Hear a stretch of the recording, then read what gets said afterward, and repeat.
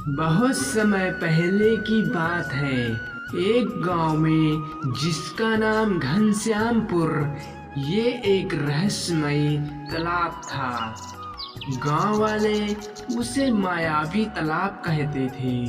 वह तालाब घने जंगलों के बीच स्थित था और कोई भी उसमें ना तो नहाता और ना पानी भरता था।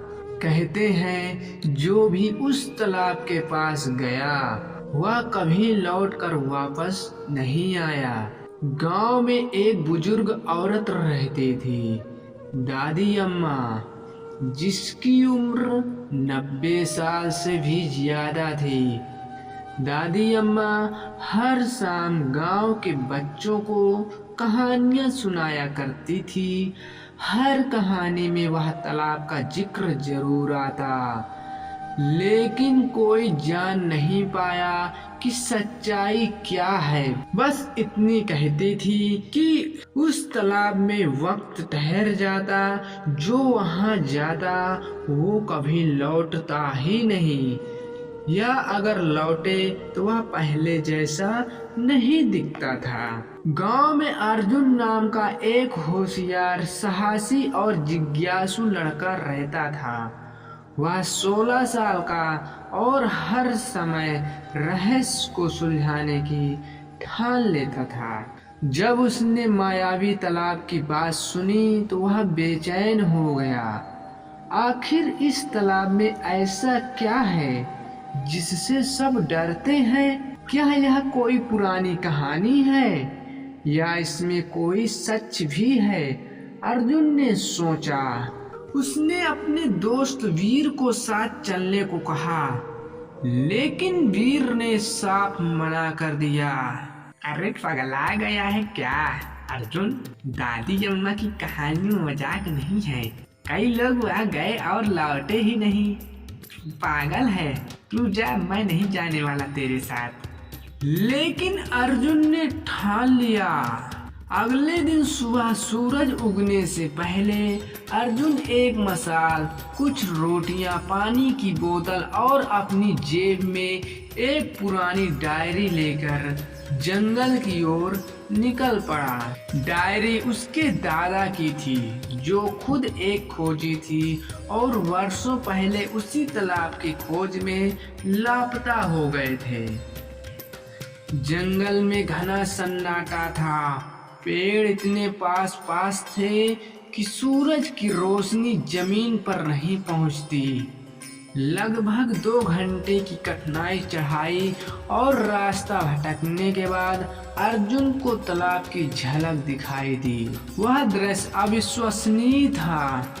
तालाब का पानी कांच की तरह साफ, लेकिन उसमें कुछ अजीब सी चमक थी, जैसे वह खुद रोशनी फैला रहा हो। तालाब के किनारे फूल खिले थे जो उसने पहले कभी नहीं देखे। ना कोई पक्षी, ना जानवर, बस शांति और रहस्य। अर्जुन ने तालाब के किनारे अपनी दादा की डायरी खोली। उसमें लिखा था, ये तालाब एक पुरानी आत्मा का निवास है। यह आत्मा समय को पकड़ लेती है। जो इसकी सीमा पार करता है उसका समय वही ठहर जाता है। लेकिन अगर कोई दिल से निडर हो और तालाब के बीचों बीच बने नीले पत्थर को छू ले तो आत्मा मुक्त हो सकती है। अर्जुन ने आसपास देखा। सच में तालाब के बीच एक नीला चमकता पत्थर दिख रहा था। उसने झिझकते हुए अपने कपड़े उतारे और धीरे धीरे तालाब में तैरने लगा। पानी में उतरते ही उसे महसूस हुआ जैसे समय धीमा हो गया। उसकी सांसें भारी लगने लगी, आंखों के सामने अंधेरा छाने लगा, लेकिन उसने हार नहीं मानी और उस पत्थर तक पहुंच गया। जैसे ही उसने पत्थर को छुआ, जोर का धमाका हुआ, जैसे आसमान टूट पड़ा हो। पानी में एक प्रकाश फैल गया और फिर सब कुछ शांत हो गया। अर्जुन की आंखें जब खुली तो वह तालाब के किनारे लेटा हुआ था। पास में एक वृद्ध व्यक्ति खड़ा था, बिल्कुल वैसे जैसे उसने अपने दादा की तस्वीरों में देखा था। अर्जुन ने कांपती आवाज में पूछा, दादा। हाँ बेटा, मैं तो हूँ, मैं वही वृद्ध हूँ। मुस्कुराते हुए पूछा, अरे बेटा, तुमने मुझे मुक्त कर दिया। मैं उस आत्मा की कैद में था। मैं जानता था कोई न कोई आएगा और इस शाप को तोड़ेगा। दादा धीरे धीरे धुएं में बदलने लगे और फिर बोले, अब ये तालाब आम जलाशय बन चुका है। अब यह किसी को नहीं निगलेगा। तू गाँव वापस चला जा बेटा, और सबको बता देना कि डर का अंत हो गया है।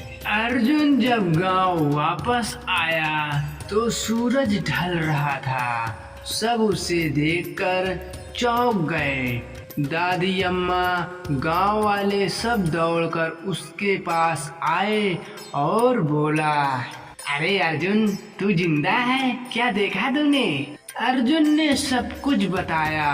एक नीला पत्थर, आत्मा और दादा से मुलाकात हुआ था। दादी अम्मा की आंखों में आंसू आ गए। तेरे दादा की आत्मा हो गई है बेटा। तूने वो कर दिखाया जो कोई नहीं कर पाया। उस दिन के बाद गांव वालों ने उस तालाब को मुक्त सरोवर नाम दे दिया।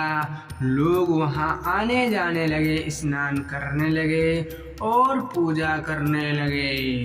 दोस्तों, ये कहानी हमें यह सिखाती है कि डर हमें बांध सकता है, लेकिन जिज्ञासा, साहस हमें सच की ओर ले जाता है।